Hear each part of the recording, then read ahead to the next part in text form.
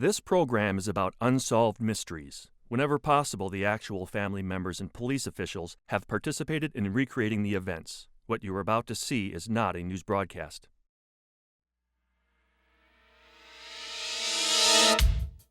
In September of 1979, 19-year-old Mickey West vanished without a trace. Exactly 7 years later, a note was found from someone who claimed to have witnessed Mickey's murder, but his identity remains unknown. Between 1890 and 1920, thousands of homeless children rode orphan trains to new families in the Midwest. Today, many want to find the brothers and sisters they never knew. In 1967, a 5-year-old boy fell into a rain-swollen creek in Nutley, New Jersey. 2 months later, his body was found in the river 3 miles away. In 1974, a New York banker boarded a commuter train to take him home to New Jersey. During the train ride, he vanished.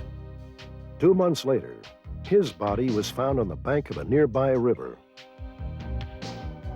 In 1976, a 14-year-old schoolgirl left her home on Staten Island to look for a summer job. That afternoon, she disappeared. 2 years later, her body was found in an abandoned shipyard. What links these cases together is Dorothy Allison, a housewife from Nutley, New Jersey. She predicted where all 3 bodies would be found, what happened to the victims, and remarkably, in 2 cases, predicted when they would be discovered. Dorothy Allison and the authorities with whom she has worked claim she has psychic powers. In my lifetime, this is the most amazing thing that ever happened to me. To see the ultimate results of everything that she had said. It's as though I turned on a TV station and got a picture. And this is what I get when I get a vision of something, or a place, or a person, or anything. It's as though you're tuning in on a TV set. Dorothy Allison is called almost daily by police detectives. And although she's never paid for her work, she's been asked to help in hundreds of investigations. In the next hour, we'll follow Dorothy Allison on a current murder investigation and explore 2 other unsolved mysteries. We'll also tell you how our viewers helped capture a murder suspect and his teenage girlfriend. Join me. You may be able to help solve a mystery.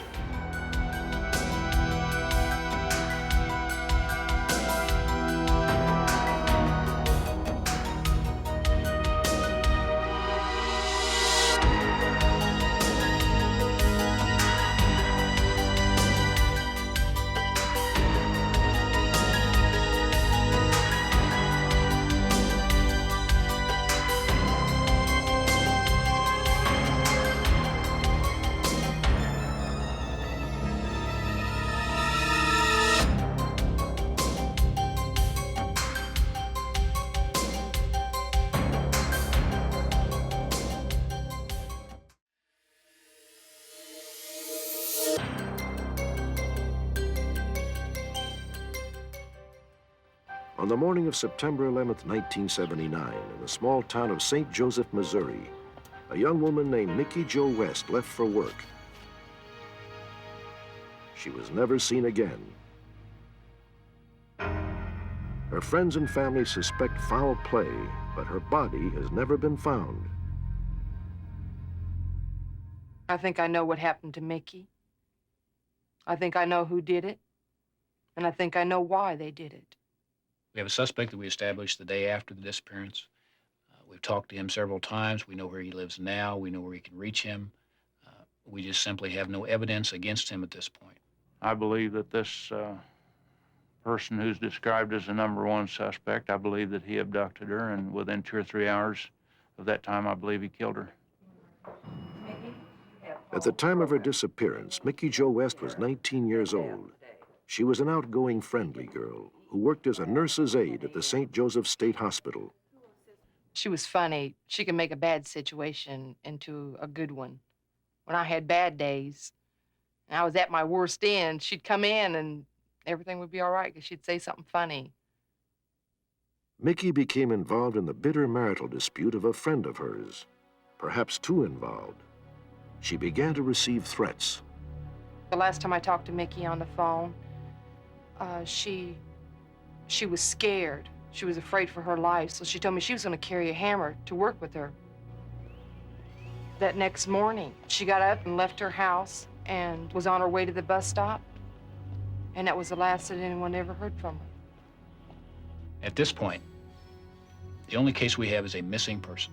We have no crime, we have a missing person. We have no body to establish a murder case. Without a body, we cannot convict anyone of murder. We have evidence that there were threats made to Mickey, that she was followed by this person, that he had a motive to do this, that he could have done this, and we just need the body.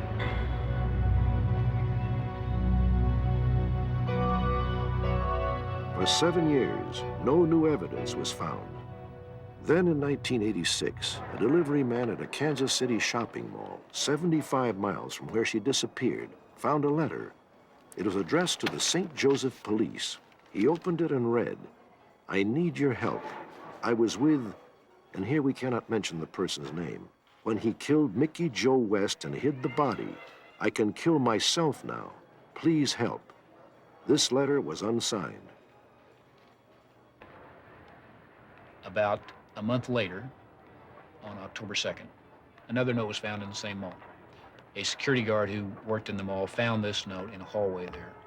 It was obviously the same envelope, the same paper, obviously the same person, had the same message on it, and it too was delivered to the police in Overland Park and then eventually to our department. Both of the notes named the man who has been and is now the prime suspect. The author in these notes said that he was with the person who had killed her, that he did not kill her himself, that he could not stand this knowledge that he had, and that he needed help. They're both unsigned, and so far we have not come up with any solid leads as to who the author is. 7 weeks later, 3 more letters were found, this time in St. Joseph, the town where Mickey was last seen. The first of these was discovered in a shopping mall. The same day, another was found at a local truck stop. Then a janitor found another letter in the same St. Joseph shopping mall. After the 3 notes were found in St. Joseph, we had a total of 5 notes, all established to be from the same author, all saying the same message, naming the same suspect, but getting us no closer than making the case or proving the case against this person than we were before. We've explored the possibility that the notes are a hoax, but we believe they're genuine because of the details that he's given us about the crime, because of the way they're written, because of the feelings that they express. They just seem realistic. When we examined these letters, it was obvious to us that the person who wrote them was intimidated by the person who killed Mickey Joe. These weren't letters written by a stranger. They were written by someone who was personally acquainted with the victim. There are deep-seated feelings of guilt, not guilt because the writer was personally responsible for having killed Mickey, but because he was present when it happened and wasn't able to stop it. On January 13th, 1988, 9 years after Mickey's disappearance, another letter turned up at a Kansas City mall theater. It was addressed to the police and a local TV station. Thurman? 8 months later, a reporter for the TV station, Thurman Mitchell, received a letter addressed to him personally. In this letter, the author said that if Thurman would come alone, he would show him where Mickey Joe West is. He said that he did not want the reward, that he was not interested in the reward. He said that he was not himself involved in the crime, but that he needed help again. Because this latest letter was mailed to the station, in response to this letter that Mr. Mitchell received, he did a news story asking this person to come forward and contact him personally about Mickey Joe's death. We're asking that witness to call the telephone number on the screen and talk to us, and we'll pass that information on. An on-air appeal proved unsuccessful. Today, the letter writer remains anonymous. The case of Mickey Joe West is still unsolved. The author of these notes is the most important witness that we could have in this case. If he knows where she is, if he was there, and he will testify, he is absolutely crucial. I would just like to ask him to come forward and tell us what he knows, or if he doesn't want to come forward, write us a letter and tell us where she is in the letter, or give us a phone call. Come forward in some way. We miss Mickey. And it's been 9 years. And we just want to know what happened to her.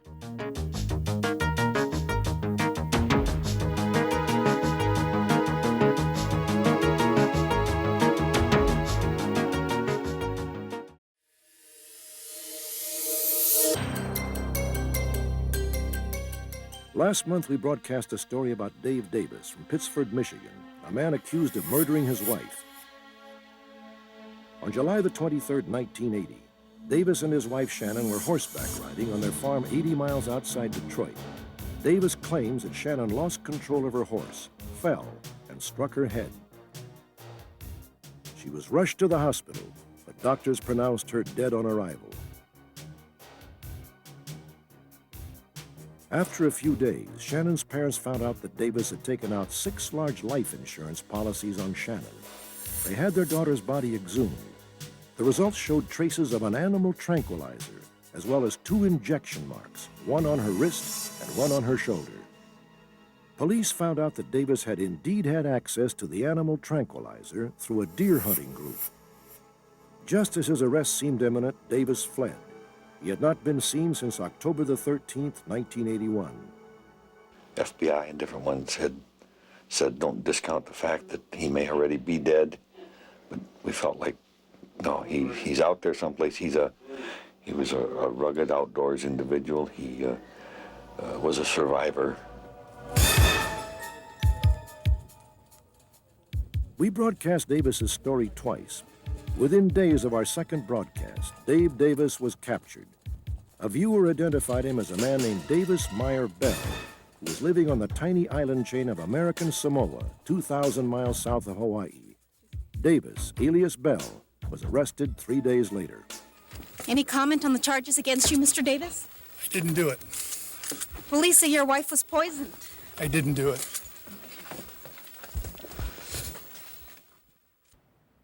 Police learned that 4 years ago, Davis had fled to American Samoa, where he lived in this house. Before that, he had lived in Florida, Haiti, and Alaska, among other places. 2 years ago, he married a 20-year-old Samoan woman. He told her that his first wife had died in a tragic accident. In American Samoa, Davis obtained a job as a pilot for a small commercial airline. He was apprehended on his way to work at the airport. Davis was extradited to Honolulu, Hawaii. He admitted his identity and voluntarily agreed to return to Michigan to stand trial. In return, federal authorities dropped charges of unlawful flight.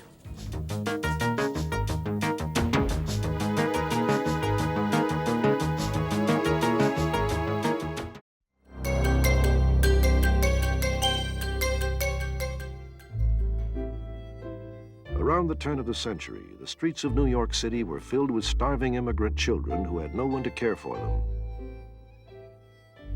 The city orphanages overflowed.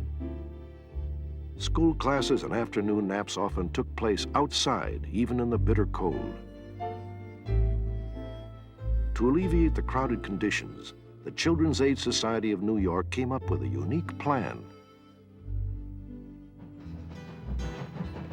They began to put orphans on trains bound for the South and the Midwest, hoping they would be adopted by farm families along the route. Between 1890 and 1929, scores of trains carried at least 150,000 orphans into the heartland of America. Sadly, many of them were separated from their brothers and sisters whom they would never see again. In 1910, 2 brothers named Algie and Johnny rode on an orphan train. Along with a group of other orphans, they headed for Arkansas, hoping to be adopted. When we left New York, none of us knew where we was going, but the guys that took us knew where he's headed for. Fayetteville was the destination.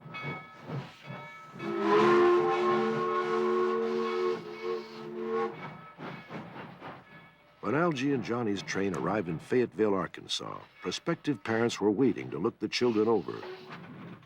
The brothers hoped they would be able to stay together. It stopped, Fayetteville. When they stopped, why, they just lined us up the side of the track, The one thing I remember, I just wondered what they was going to do with me and Johnny. I had hopes that we'd both be in some home together. People commenced coming and look at the kids. Some of them took them to make farmers out of them or slaves out of them. Some people take them because they loved them. Oh, ain't he cute? How do you like this one? Oh, I like him. What's your name? Algie, you're going to go with me. When it came time to make the decision, the couple who took Algie only wanted one child. He took me and didn't want to take Johnny. Well, they just pulled us forward, and I just tried till I couldn't. But I just know they separated us, and one feller took Johnny and one took me. Finally, oh, it took me a long time. I got over that, but still, it come to my mind once in a while, where is he? Hadn't been for the old man that raised me, I wouldn't have found all that. I know it. He took me around. Happily, Algie and Johnny, the brothers who were separated when they rode the orphan train, have been reunited. I was treated good. Tonight, we will meet two other orphan train riders, Frances Murphy and Sylvia Wemhoff, who have been unable to find their lost siblings. In 1921, Sylvia Wemhoff, whose last name then was Volk, was taken out of a New York City orphanage to ride an orphan train to Nebraska. Her parents were dead, and she left behind an older sibling about whom she knew nothing. Sylvia was 3 years old, and the children on her train had been selected, sight unseen, by members of churches in Columbus, Nebraska. Sylvia was a very small child when she rode the orphan train. She was taken in a bit of a different manner because she was spoken for ahead of time. On your papers, there's a name and a number. The number will correspond with the number here. Numbers would be sewn onto the children's garments with their name and the birth date. The corresponding matching parent that had been found and located by the founding hospital would have a number corresponding to the number, and when they got to the train station, they would match the number and take the child. Are you Sylvia? Would you like to go home with me? And this was the way Sylvia Wemhoff was chosen. Sylvia's last name was changed to Mick when she was adopted by the John Mick family. They had a small farm in Lindsay, Nebraska. And Sylvia, along with another orphan, a boy, was happily welcomed into the family. When I was about 17, 18 years old, then I began to question my mother, Mick, whether I had any brothers or sisters. And if so, I wonder if we could ever get together. After years of searching, Sylvia located her birth certificate.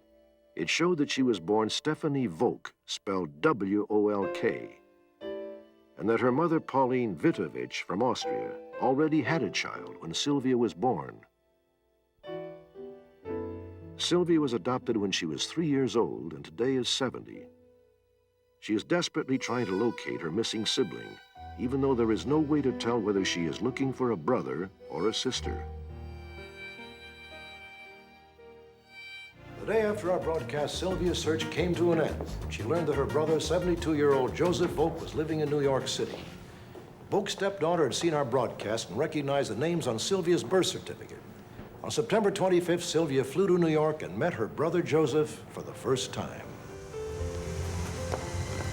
Joseph, your sister Sylvia is here.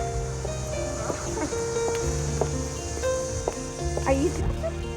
I'm Sylvia. Oh, Sylvia.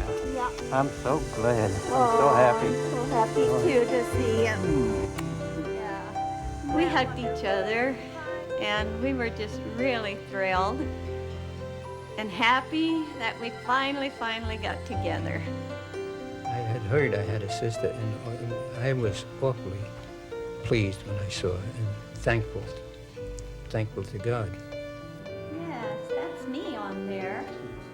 Most brothers and sisters grow up sharing their lives together, but for Sylvia and Joseph, the love and memories are just beginning. The next man we will meet is Francis Murphy. In 1928, when he was 11, he too rode the Orphan train. His baby sister Margaret and his mother, who was too poor to take care of him, were both left behind.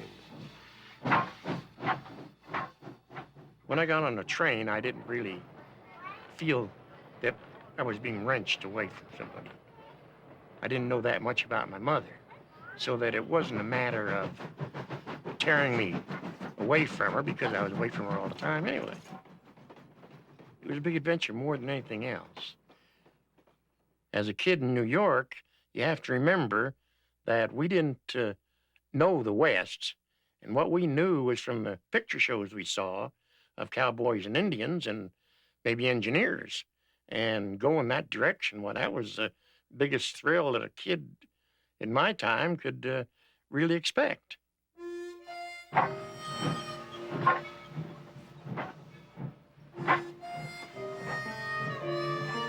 Francis's excitement soon turned to sadness. Hello, I'm Camille Mitchell of the Children's Aid Society. I brought your boys. At stop after stop, potential adoptive parents would be waiting to pick their child from the crowd. But not all the children found new parents. Signature, please. Francis, who had boarded the train in New York with such high hopes, began to realize that none of the families along the train's route wanted him. Hi, Luke. Welcome to our family. 14 or 15 children that were leaving, and you got off the train with their belongings, and they told me, Francis, you should stay on the train. And he would see the crowd and get smaller and smaller until finally he was the only child left on the train. Bye-bye. Bye-bye. All aboard!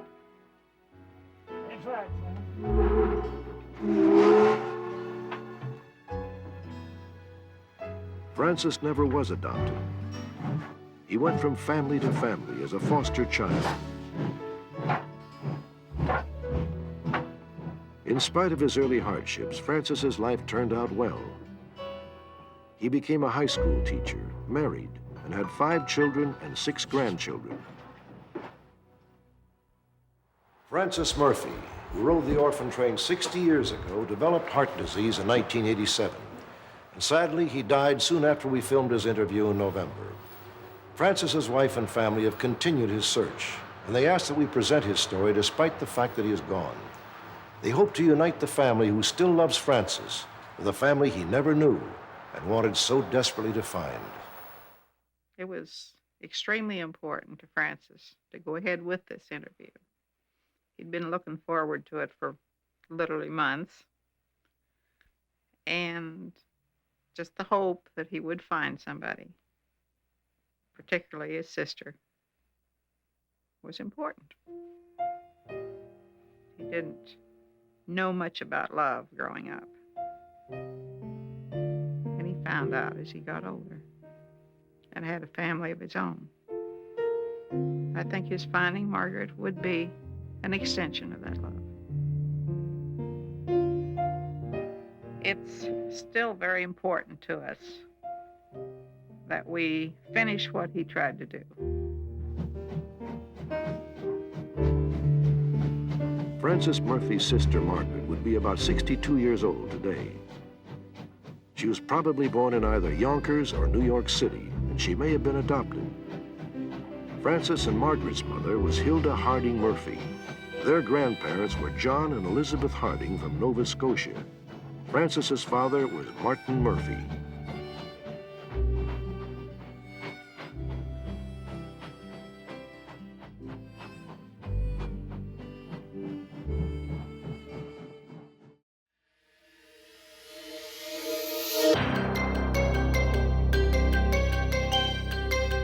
These are affidavits from police departments around the country, attesting to Dorothy Allison's psychic powers. The use of psychics in police work is almost always controversial. Frequently, they're inaccurate. All too often, they are charlatans. But there are a few who do indeed seem to have a special gift, the unexplainable ability to predict details still locked in the future, an ability which in itself is an unsolved mystery.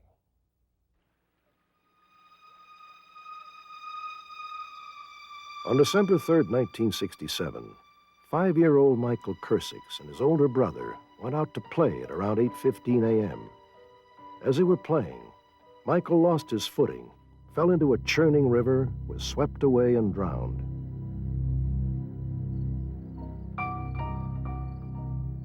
Two hours before Michael's accident, at 5:56 a.m., Dorothy Allison woke from a horrific nightmare.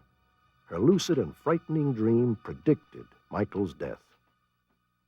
I saw this little boy in a pipe. His hands were like this in the dream. They were clasped together, and they were very black. I didn't know why they were so black, because he was so white. I saw this tremendous illumination of light, almost as though he had been in a, it seemed to me like a vacuum. For weeks, the authorities searched the river, but there was no trace of Michael's body. A month after Michael disappeared, Dorothy went to the police and insisted that someone listen to her story. I had a dream of this little boy stuck in a pipe. The one brief newspaper article about the case did not contain a picture of Michael. The police were startled when Dorothy accurately described the clothes he was wearing. He had on this green snowsuit. Underneath the snowsuit, he had on a polo shirt with stripes, and underneath that, an undershirt with a metal pin to it. And also, he had his shoes on the wrong feet. There was a possibility that this could have been a hoax. There's always that possibility. When she came up with this description, I became overwhelmed because I knew this boy. I knew this family. It just got me to a point where I had to know more about what she was dreaming. Maybe there was something more that she couldn't remember now. Maybe just questioning her would bring more of it out. But we were going to work with her because she just, she got me. She just got me. When I started to talk to Don, I kept telling him that I saw the number 120, but whatever that meant, I don't know. I also saw the number 8 and didn't know what that meant either. And I kept insisting that his body would be found behind a school. I insisted on that.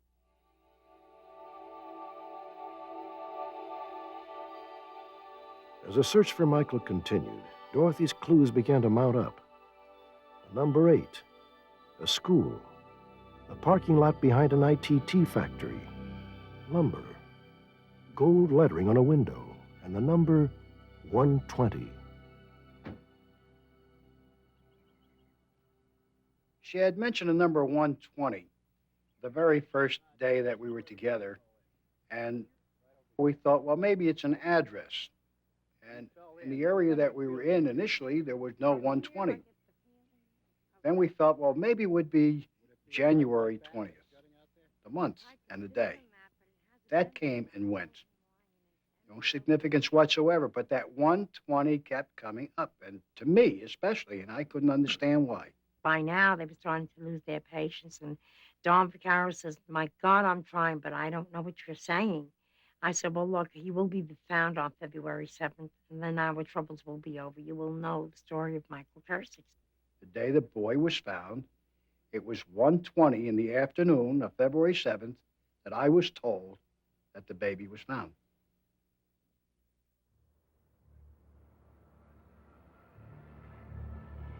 The spot where Michael's body was found coincided with several of Dorothy's clues.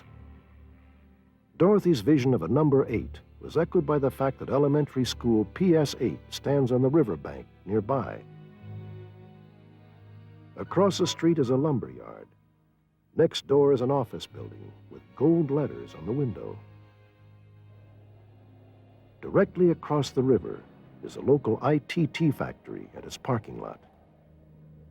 And when Michael was found, he was wearing exactly the same clothes that Dorothy had dreamt.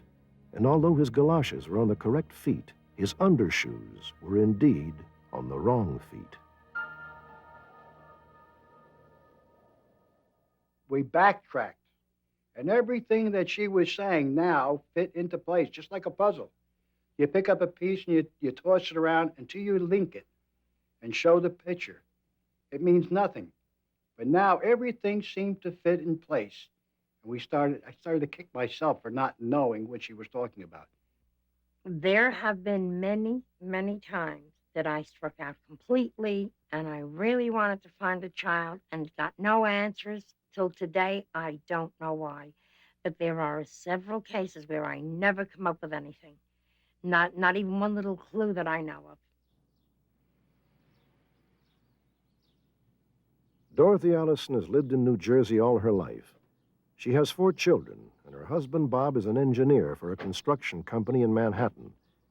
When Dorothy was 14, she had the first indication of her psychic abilities when she correctly predicted the death of her father. Since the Michael Kersick's investigation, most of Dorothy's cases have been homicides. Many of the victims have been children. I've often thought to myself, why does this happen to me? Why not somebody else? Because it has been very hard on me emotionally, physically. It has not been a happy thing for me at all times.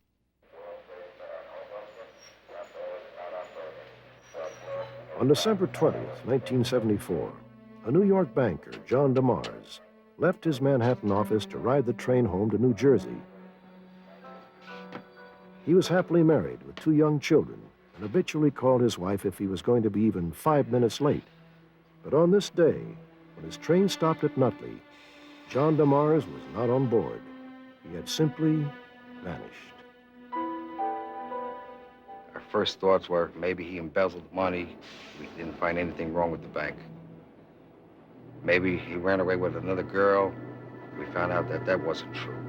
We just couldn't find this fella, so I went to see Dorothy. I said, Dorothy, I'm looking for a male adult that's been missing for more than 24 hours. Her first words were to me was, he's drowned. I said, he fell off the train. He said, how could he fall off the train in the water? I says, no. I said, you received misinformation. He fell off the train. He's in water. So I says, well, can you give me any other clues as to where I would find him? I said, I see a row of tires, a little park where children get down a hill on their sleds. I see a fire engine that children play on, and I see this man in this water here.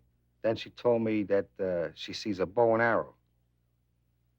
Now, where do you find a bow and arrow? I thought she was crazy. Hey, good job. 2 months after the disappearance, a father and his teenage son were target shooting with a bow and arrow on a bluff overlooking the Passaic River. One of the arrows missed the target and landed a few feet from the body of John DeMars. The body was found on February 22nd. Dorothy had mentioned the number 222. Nearby was a park where rows of tires had been arranged to make a sled run. The question remained, how did John DeMars, a train passenger, drown in the Passaic River? The authorities theorized that DeMars dozed off on the way home. The train made an unscheduled stop on the Passaic River Bridge. The conductor opened the doors to let another passenger off the back of the train. John DeMars, still half asleep, thought he had reached his station. He stepped out into space and fell into the river below. Chills go up and down your spine, believe me. You look around, you look at your notebook, all these notes that you wrote down 3 months ago, and everything that she had said was exactly there. Everything that she had said. How Dorothy can do these things, I don't understand psychics. I don't know how Dorothy's mind works. All I know, if Dorothy told me, Ellen, go outside and cross the street, I would go out and cross the street because I don't know what she's seeing for me. Ellen Jacobson and her husband, Bill, became involved with Dorothy after their daughter disappeared from home in 1976.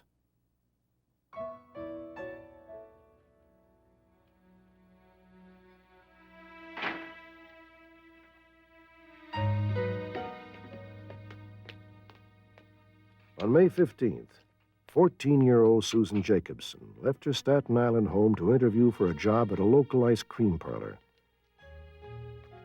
When Susan didn't return for dinner, her parents contacted the police.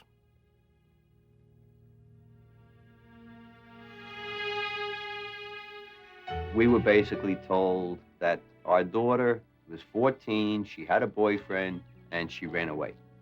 Point blank, that was it. And there's nothing they can do, because if she ran away, they don't have manpower to go and look for 14-year-old girls who run away. So we had nothing.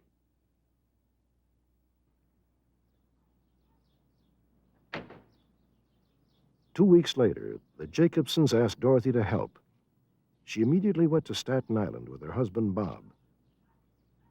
Dorothy knew nothing about the case and had never met the Jacobsons.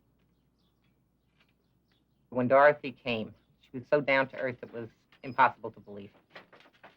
I had visions of, a gypsy woman. I had some visions of somebody laying out a deck of cards and reading cards to me or reading my hand. And Dorothy's first reaction when I came in is, "Where's the coffee? Put the coffee pot on." Oh, what does 2562 mean to you?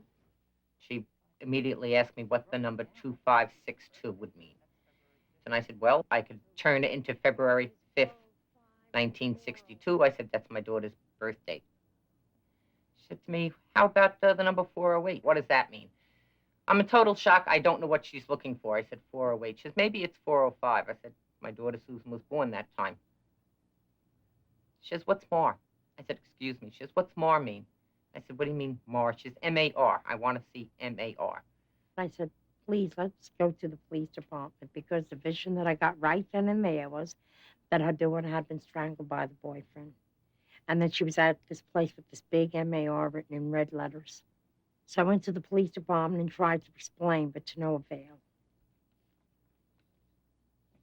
The authorities were unwilling to work with a psychic, so Bill Jacobson decided to investigate the many clues that Dorothy had come up with on his own. There was an abandoned car, the letters M-A-R, smell of oil, 2 sets of dual church steeples, dual smokestacks, swamps, marshes.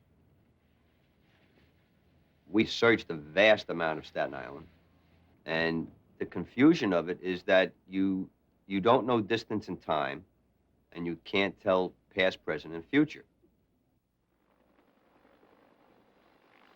Eventually, we got into a place that is called Downback. In this area is an abandoned shipyard that was apparently active in World War I, and we found a rock, and on this rock were painted in red letters the letters M-A-R.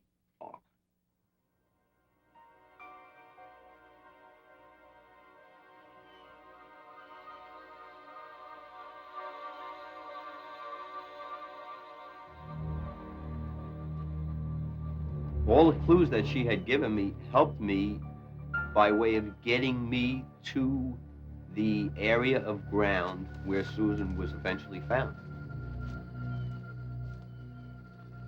When I saw the M-A-R, I was astounded, and I felt it had to be the area. Have to call Dorothy, have to get her over here, have to show her what I found. When Dorothy saw the M-A-R on a rock, she said, this is it. This is where your daughter is. Now we need the cops. We need the dogs. We need the bloodhounds. We need to drag through the swamps and the marshes. But we had none of that. We searched as much as we could by ourselves. We felt that we had done a good search. Unfortunately, we never found my daughter.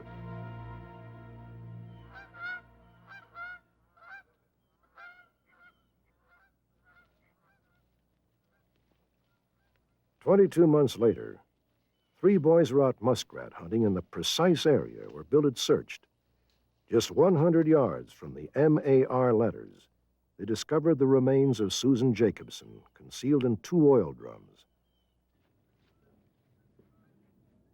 From the place where Susan was found, you could see almost all at the same time dual church steeples, the smokestacks, the abandoned car, the rock with the letters M-A-R.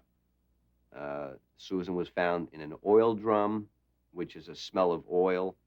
And Dorothy had also said that Susan was in water, but she didn't drown. The autopsy revealed that Susan had been strangled and her body dumped at the bottom of the water-filled hole.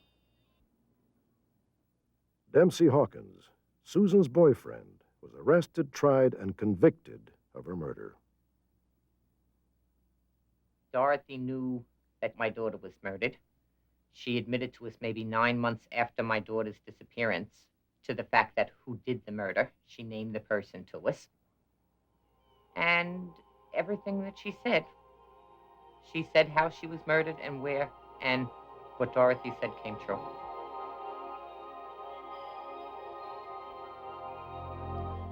In the 3 cases we have seen, Dorothy's success has been astonishing. But keep in mind that over the years, Dorothy has worked on hundreds of investigations, and in many, she was unable to come up with information that helped the authorities. In a moment, we'll follow Dorothy on a current murder investigation to see exactly what she does and how she does it. Last March, we looked for a case where we could examine Dorothy Allison's psychic gifts. We found a homicide in Hagerstown, Maryland, where the police were at a dead end. They agreed we could ask Dorothy to assist on the case and film the investigation as it happened. As you'll see, Dorothy came up with the name of a possible suspect, but for legal reasons, we have chosen to disguise this name. We gave Dorothy absolutely no information on the case. She didn't know the name of the victim or the state where it happened. She didn't even know it was a murder case. Dorothy was contacted by Sergeant Keith Wattenshate of the Maryland State Police, who's in charge of the ongoing investigation. Hello? Mrs. Allison, Yes. how are you? Fine, thank you. How are Knowing you? absolutely nothing about the case, Dorothy drew up a list of clues the night before Detective Wattenshate's call, and then dictated the list in several conversations the next day. What we should do is be looking for a janitor in school, somebody that worked in school as a janitor. I feel there's sort of some kind of kidnap, abduction of some kind, or something like that. I also feel that I'm dealing with a suspect who has suicidal tendencies and something wrong with the feet. The numbers 1 and 7 were very important. Whether it's 71 or 17, I don't know just yet. The clues were random images that might relate to the victim, the murderer, friends, or even the police. I feel also that this person wears glasses and sometimes a wig to look different. A wig? Yes. Uh-huh. When I was talking to Dorothy on the telephone, she mentioned about a police officer, possibly in disguise, wearing a beard that he now doesn't have, and a wig or hairpiece of that nature. That kind of keyed upon me because I'm a policeman. I don't film in disguise, but I am in plain clothes. I wear a hairpiece, and I just took a beard off 2 days ago. I was on vacation. And she could have been keying in on me, which is possible.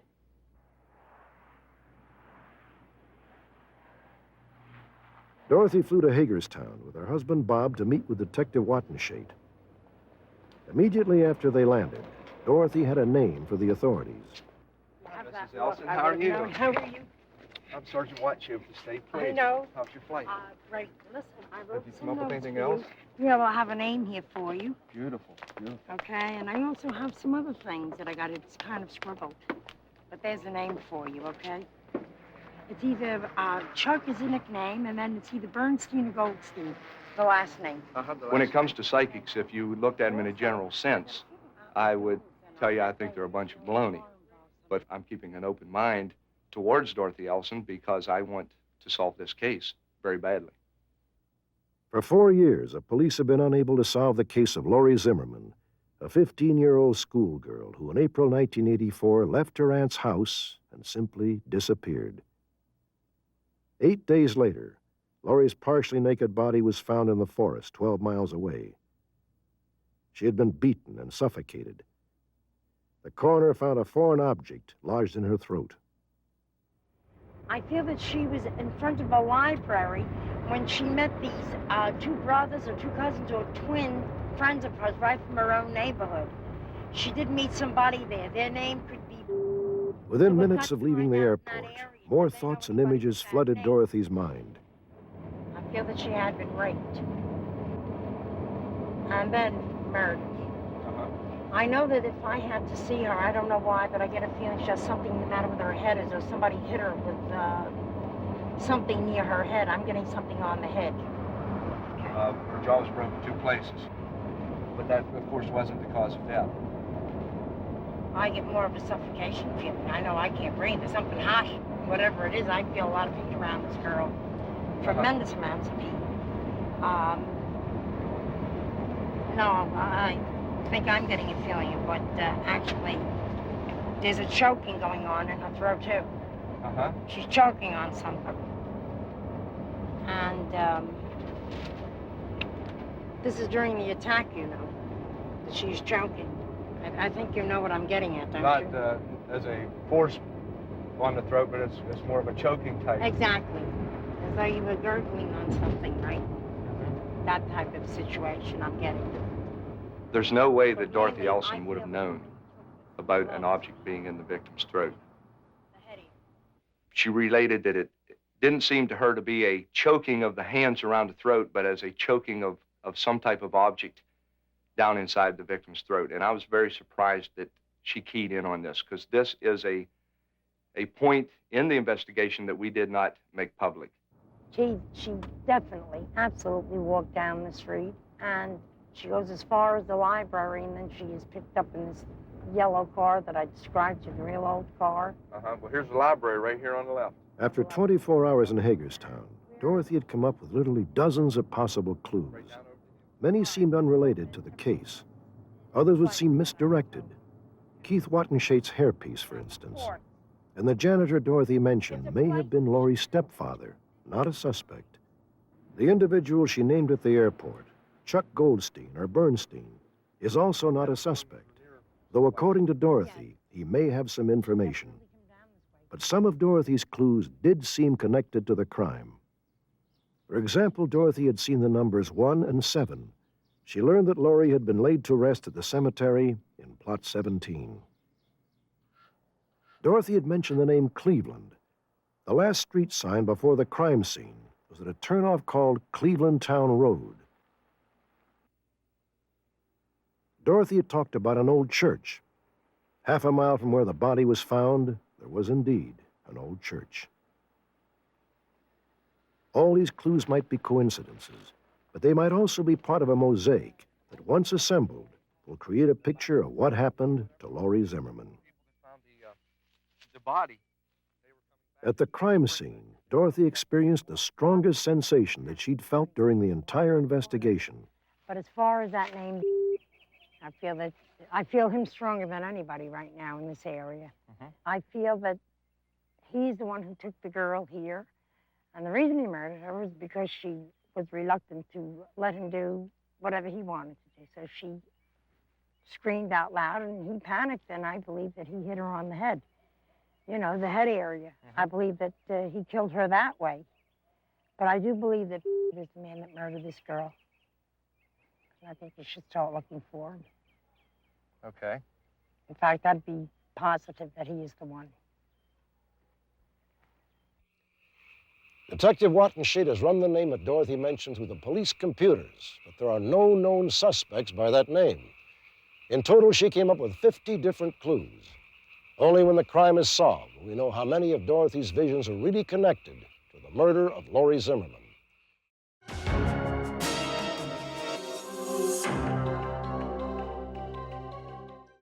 For every mystery, there is someone, somewhere, who knows the truth. Perhaps that someone is watching. Perhaps it's you.